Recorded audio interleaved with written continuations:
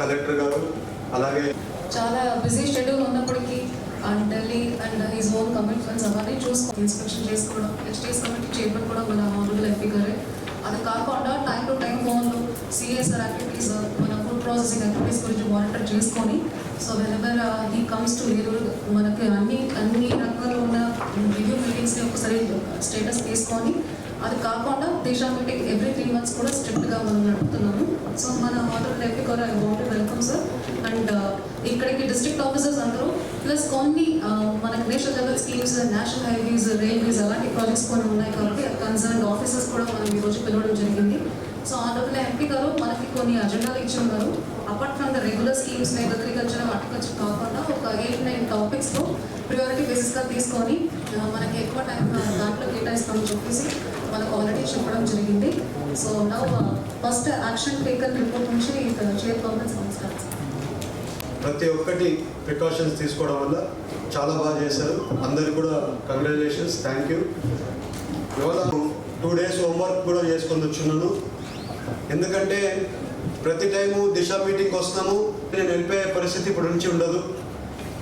మీరు అందరూ కూడా పబ్లిక్ కోసం మనం అందరం పనిచేస్తున్నాం. ఇప్పుడు కూడా నేను అధికారులు ఈసారి నుంచి ఎవరైనా కానీ నెగ్లిజెన్సీ చేస్తే మాత్రం సీరియస్గా యాక్షన్ తీసుకోవాల్సి ఉంటుంది. నేను కూడా సీఎం గారికి కూడా అందరినీ అబ్జర్వ్ చేస్తున్నాం. ప్రతి ఒక్కరికి అన్నీ చెప్తున్నాం. ఎక్కడైనా నెగ్లిజెన్సీ కనబడితే చెప్తున్నాం. ఫోన్ చేసి మేము చెప్తుంటే లెటర్లు ఇస్తుంటే ఆ లెటర్లకి రెస్పాన్స్ కూడా అందరూ కూడా కలిసి పని చేయకపోతే మేము అనుకునేటి పని చేయలేము. నర్సెస్ అసలు నర్సులు లేరు అక్కడ. రాత్రి పోతే పేషెంట్స్ని చూసే నర్సులు తక్కువ ఉన్నారు. ఎక్కడికి పోయారు? ట్రాన్స్ఫర్ అయ్యారు. ట్రాక్గా మనం పని చేసుకుంటే ఎట్లా మనల్ని బిలీవ్ చేస్తారండి? ఎట్లా ముందుకు పోదాం మనము? కలెక్టర్ గారు చెప్తున్నారు, అందరు చెప్తున్నారు, బట్ అది అసంతృప్తిగా ఉన్నారు ప్రజలు. ఇట్లయితే ఎట్లా అంటే అసంతృప్తి ఎవరి మీద ఉన్నారు? అధికారుల మీద ఉన్నారు. అధికారులు పనిచేయాలి. మేము మీటింగ్లు పెడతాం, ఇవాళ గ్రీవెన్సెస్ పెడతాం, అధికారుల దగ్గర అన్ని గ్రీవెన్సెస్ వదులుతున్నాయి. ఆ గ్రీవెన్సెస్ అయిపోయినా మళ్ళీ సేమ్ ఇష్యూస్ మీద సేమ్ పీపుల్ మళ్ళీ రిపీటెడ్గా పీపుల్ వసూలు చేసుకోమని మేము అందరికీ చెప్తున్నాం. కంపల్సరీ నెక్స్ట్ టైం మీటింగ్కి వెళ్ళా మేము చెప్పిన పనులన్నీ కూడా కంప్లీట్ అయి ఉండాలని కూడా ట్రాన్స్ఫర్ చేయడం జరుగుతుంది సార్. అది 2,954 crores మేము పైన లొకేషన్ సర్వే రిపోర్ట్ సబ్మిట్ చేసాం. ఆ రిపోర్ట్ సబ్మిట్ చేసిన తర్వాత ఏమన్నారంటే ఈ state government and central government sharing కూడా వదిలేశారు. వదిలేసి మా chief administrative officer has written to the board asking for taking up the project 100% the railway funds. But that was not sanctioned by the board. Via Chintalapudi వెళ్తుందండి, జంగారెడ్డి త్రూగా వెళ్తుంది. But ఎక్కడ కానీ మన స్టేషన్కి మనకి అక్కడ స్టాప్ ఓవర్ ఉండట్లేదు. Sir that is possible sir. నేను అడిగేది స్టాప్ ఓవర్ కోసం. స్టాప్ ఓవర్కి ఈజీగా వస్తుంది సార్. మోడిఫికేషన్ ఇది అలైన్మెంట్ అయితే ఎలా చేయరు కానీ సార్ స్టేషన్ కావాలంటే ఇప్పుడు మనకి మీరు చెప్పినట్టుగా అక్కడ ఆ ఏరియాలో స్టేషన్ కావాలి. మీ లైన్ అట్లా పోతుందా లేదని అడుగుతున్నా సార్. మీ లైన్ సరిపోతుందని చెప్పి విలేజర్స్ చెప్తారు. ఒకసారి మళ్ళీ ఇన్స్పెక్షన్ చేయండి, మీరు ఎప్పుడు టైం ఇస్తే ఆ టైం అక్కడ పెడతాం.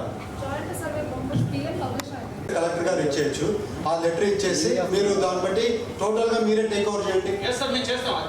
టేక్ ఓవర్ చేస్తాను టోటల్గా. వాళ్ళు ఖరీఫ్ ఏం చేయరు, ఎందుకంటే అంతా మునిగిపోయాడు. ఇప్పుడు రబీ వచ్చేటప్పటికి వాళ్ళకి సొసైటీలకు ఇచ్చిన పట్టా ల్యాండ్స్ అవన్నీ కూడా ఇదివరకు అయితే ఇప్పుడు ఆ పట్టాలన్నీ కూడా క్యాన్సిల్ చేసేది ఏదో అంటున్నారు. కానీ అక్కడ వ్యవసాయం చేసుకుంటానికి మీరు ఎవరు కూడా అబ్జెక్షన్ చేయకూడదని మేము కోరుతాం. పబ్లిక్ రిప్రజెంటేటివ్కి ఇంటిమేషన్ చేస్తారు, ఇది ఇబ్బంది ఉందండి, ఈ ఇబ్బంది ఉందంటే మేము కూడా మా వాళ్ళు చెప్పండి ఏదైనా ఇది చేస్తాం. నాకు తెలిసిన రిలేటివ్స్ అంటే మా ఫ్యామిలీ మెంబర్స్ సార్ కొద్ది నీరసంగా ఉందని చెప్పేసి హాస్పిటల్కి అడ్మిట్ చేస్తే బ్లడ్ హెమోగ్లోబిన్ కౌంట్ 6 ఉందని చెప్పి అడ్మిట్ అవ్వాలని చెప్పారండి సార్. చెప్తే వెళ్ళి మామూలుగా నర్సార్ కూర్చుంటే ఇలా మా పేషెంట్ పరిస్థితి ఏంటని చెప్పి పామర్తి హేమలత గారి పేషెంట్ పరిస్థితి ఏంటని అడిగితే వాళ్ళు ఏమి సరిగ్గా సమాధానం చెప్పలేదు సార్. అయితే నేను తర్వాత ఒకసారి కేస్ షీట్ తీయమని చెప్పాను సార్. నేను చేస్తాను నాకు చూపించడానికి. అయితే డాక్టర్ గారు నేను కేస్ షీట్ నీకు ఇవ్వడానికి మీకు కుదరదు, నీకు చూపించుకోవడం చెప్పేసాను. నాకు నేను కొద్దిగా బలవంతం చేస్తే అప్పుడు కేస్ షీట్ బయట తీశారు సార్. సార్ ఏం జరుగుతుందండి? ఏం జరుగుతుంది హాస్పిటల్లో?